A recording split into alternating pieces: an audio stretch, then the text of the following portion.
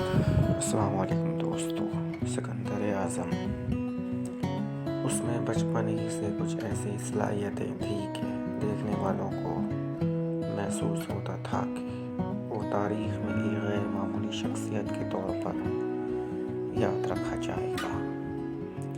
صرف 12 برس کی عمر میں اس نے ایک جنگلی اور بدمست گھوڑے کو قابو میں کر کے سدھار لیا۔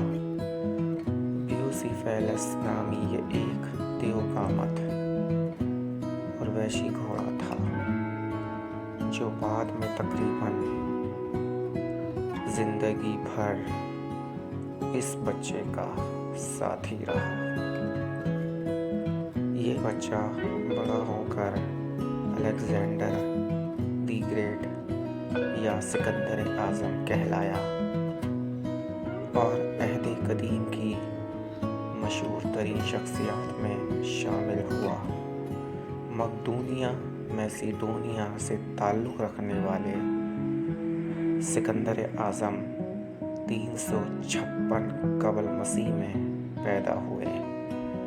میسیڈونیا شمالی یونان سے جزیرہ نما بالکان تک پھیلا ہوا علاقہ تھا۔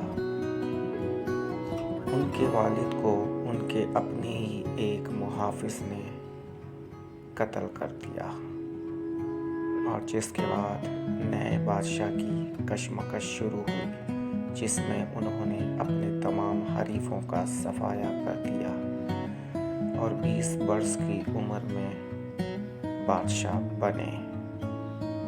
سکندر اعظم کی فتوحات اور شخصیت کے سحر کی وجہ سے قدیم یونانی انہیں ایک عام انسان نہیں بلکہ دیوتا سمجھنے لگے تھے، جبکہ خود سکندر اعظم کو بھی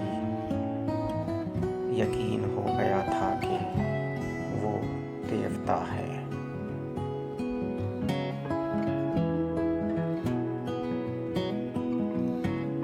سن 323 قبل مسیح میں 32 برس کی عمر میں اپنے واپسی کے سفر میں بابل و نینوا موجودہ عراق کے علاقے میں پہنچنے کے بعد اچانک ایک پراسرار بیماری ان کی موت کا سبب بن گئی۔ بعض مورخین کے خیال میں موت کی وجہ ان کے زخموں میں ہونے والا انفیکشن تھا اور بعض کے خیال میں وہ ملیریا کی وجہ سے ہلاک ہوا۔